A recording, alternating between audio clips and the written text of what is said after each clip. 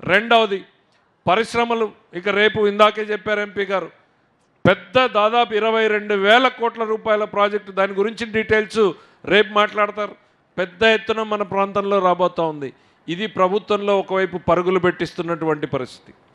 ఇక నారా లోకేష్ గారు ఆయన ఏం చేస్తున్నారు? ఏదో పాదయాత్ర అప్పుడు తిరిగాడు, మనకు అన్ని మాటలు చెప్పాడు, మళ్ళీ ఎక్కడ అనేటువంటిదంటే సంవత్సర కాలం పాటు ప్రభుత్వాన్ని నిలదొక్కుకోవడానికి, నిలబెట్టడానికి, సరిదిద్దడానికి చాలా సమయం మా అందరికీ పట్టింది. ఆర్థిక శాఖలో మేమెంత పడ్డామో దానికన్నా ఎక్కువ ఆయన విద్యాశాఖలో పడ్డాడు.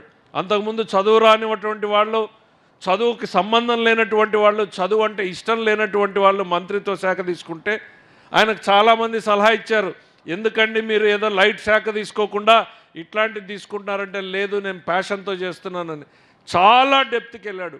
ప్రతి స్కూల్ లెవెల్కి వెళ్ళాడు, ప్రతి టీచర్ లెవెల్ని ఎట్లా మన క్వాలిటీ ఇంప్రూవ్ చేయాలి, ప్రైవేటు కళాశాలలు ప్రైవేటు స్కూళ్ళకు పోయే పిల్లల్ని తిరిగి ప్రభుత్వ పాఠశాలలకు ఎట్లా క్యూ కట్టేలా చేయాలి అనేటువంటి దిశగా ఆయన ప్రయత్నాలు మొదలుపెట్టాడు. అద్భుతమైనటువంటి పనితీరును కనపరుస్తున్నాడు. ఎందుకంటే దగ్గరుండి చూస్తున్నా, నేను పొగడ్తల కోసం చెప్పడం లేదు, వాస్తవాలు చెప్తున్నాను. ఇవాళ టైం మేనేజ్మెంట్, నేను రాజకీయాల్లో ఉన్న 30-40 సంవత్సరాలు అయింది. నా రోజు రాజకీయం మొదలుపెట్టేటప్పటికి 9:30 అవుతుంది. అవునా కదా? 9:30 మనం పల్లెల్లో అయినా మొదలుపెట్టేది 9:30 తర్వాతే కదా.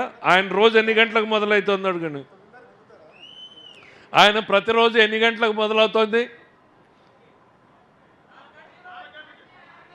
పొద్దున 7:30కి ఆయన ప్రజా దర్బార్ మొదలవుతుంది. 7:30కి ఇట్లా ప్రజా దర్బార్, ఇంతే హాల్ ఉంటుంది, ఇంతే మంది ఉంటారు. 7:30కి ప్రజా దర్బార్ మొదలవుతుంది. అంటే దాని ముందు ఆయన కార్యక్రమాలు కంప్లీట్ చేసుకుని, ఆ రోజు యాక్టివిటీ ప్లాన్ చేసుకుని ప్రజా దర్బార్తో మొదలు పెడితే తర్వాత మిగిలిన కాన్స్టిట్యున్సీ కావచ్చు. అంటే టైం ప్లానింగ్ అనేటువంటిది చంద్రబాబు నాయుడు గారితో పోటీ పడుతున్నాడని మాత్రం నేను చెప్పగలను ఈరోజు. ఎందుకంటే నేను ఇద్దరిని చూశాను, ఇద్దరు టైమింగ్స్ నేను చూశాను. పోటీ పడుతున్నాడని నేను చెప్పగలుగుతాను. మార్నింగ్ 7:30కి మొదలు పెడితే ఎక్కడా కూడా ఒక నిమిషం వేస్ట్ చేయకుండా, ఆయన పనితీరు కూడా చాలా స్ట్రైట్గా ఉంటుంది. అన్నాడు, ఫ్రీగా ఉంటే టీ తాగుదాం, పని ఉన్నప్పుడు మాత్రం మీరు నా టైం వేస్ట్ చేయొద్దు, నేను మీ టైం వేస్ట్ చేయను, ముందు పని ముగించుకుందాం, పని అయిపోయిన తర్వాత టైం ఉందనుకుంటే 10 నిమిషాలు టీ తాగుదాం అంటారు. ఒక కార్యకర్త కన్నా ఎక్కువ టైం ఇస్తాడేమో కానీ నాయకుడికి మాత్రం టైం తక్కువే ఇస్తాడనేటువంటిది నేను చెప్పాలనుకుంటున్నాను ఇక్కడ. వాస్తవం అది లైఫ్ స్టైల్. ఎందుకంటే ఇవన్నీ తెలుసుకోవాల్సిన అంశాలు. మీరు ఆయన చాలా ప్రొఫెషనల్గా నడుపుతూ ఉంటాడు. ఇప్పుడు కూర్చుంటే